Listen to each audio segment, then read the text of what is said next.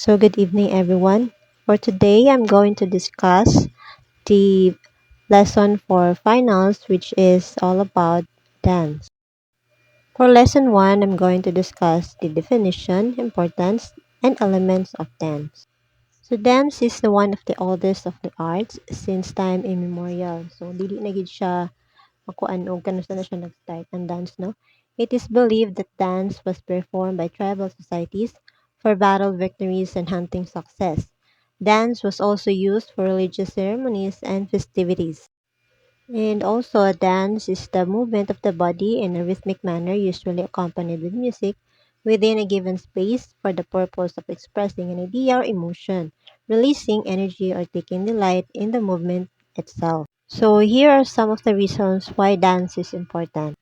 First is dance can build confidence. So, of course, if you're going to dance, need yun na siya og confident if you're going to perform, di ba? And then, the second is health. Of course, maka-benefit sa datong lawas ana if you're going to dance kay ma-release nimo ang imong tension, maka-release sad ka og imong sweat. Oh. And then third is social involvement. Of course, if you're going to dance or you're going to involve in any particular dance, ang daghan magyud kag makasalamuha ana, makasocialize ana every time you perform. And then fourth is fun, activity, and relaxation. Fifth is creativity and imagination. If you're going to perform, of course, kanay mo movements sa imong lawas, inigsayaw nimo, diin man nagikan. So, of course, diha gyud nagikan sa imong imagination. When na imong from your imagination, imuha na siyang i-apply into a movement. Here are also the elements of dance. We have action, space, time, energy, and body. First is space, the area covered by the dance movements. This includes shape, level, direction, and pathways. Kanang imuhang tungtungan inihida sayaw nimo asa ka paingon or lapad ba na kalapton o sa kalapdon sa imuhang sayawan. The second element of dance is time. It is how fast or slow, even or uneven beat of long or short. The movement is rhythm, resist, acceleration, and deceleration. So, mo na imuhang kapaspason sa imuhang sayaw.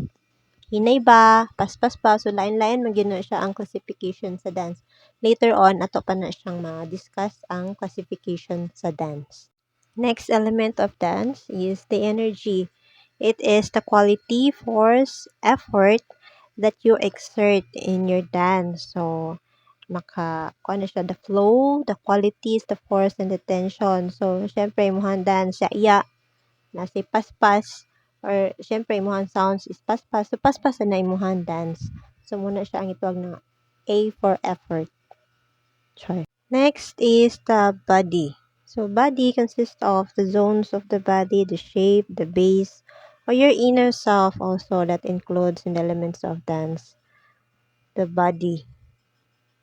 Or the parts of your body. Yan na lang siya. So, the last element of dance is the action. It is either locomotor or non-locomotor movement. So, when we say locomotor, muna siya ang movement na movement sa imong body. And also, non-locomotor move, kana sang nagdance ka or nag-urong ra ka, but still, the other parts of your body are still moving. So, yeah, I think that's it for the chapter 1 and there's more coming. Yeah, if you have any questions, just ask right at the comment section below. And thank you for listening.